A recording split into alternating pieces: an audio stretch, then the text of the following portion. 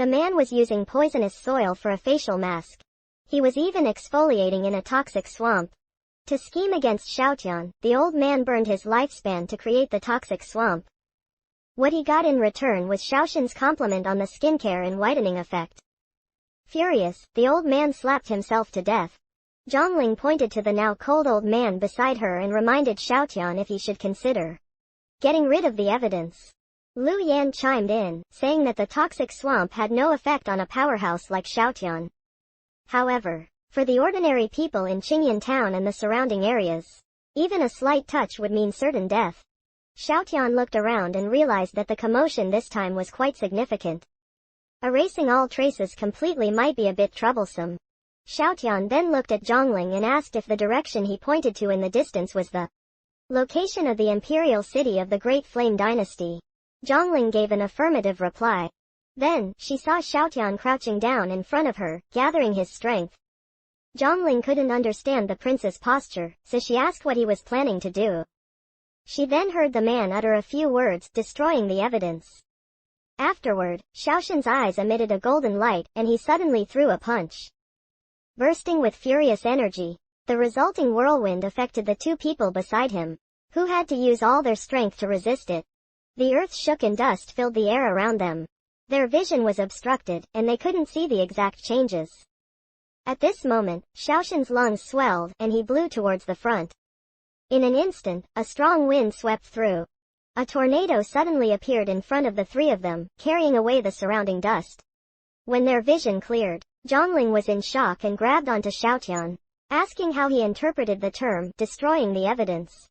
Xiaotian put his hands on his hips, looked at the scene before him, and was very satisfied.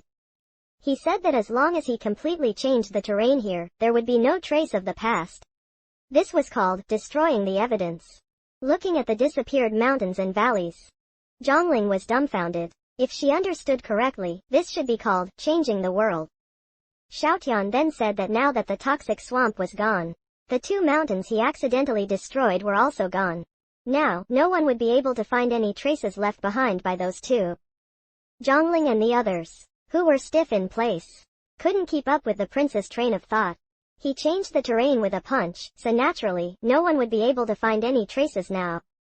At this point, Xiaotian suddenly became alarmed. He was worried that the people of Qingyan town might see the situation here.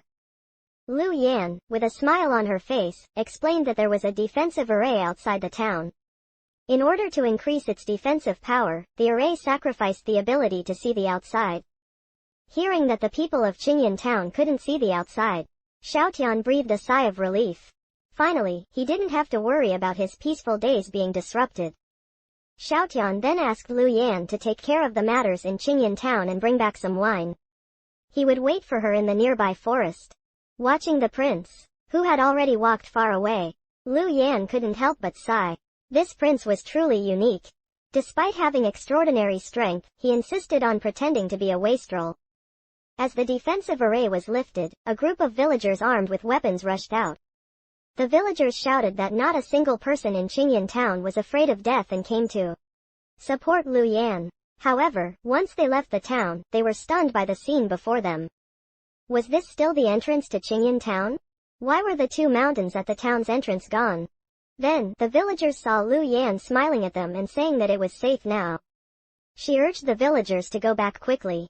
But many villagers had not yet recovered from their shock and were still wondering aloud. Where are the mountains? Why are they gone? Quote,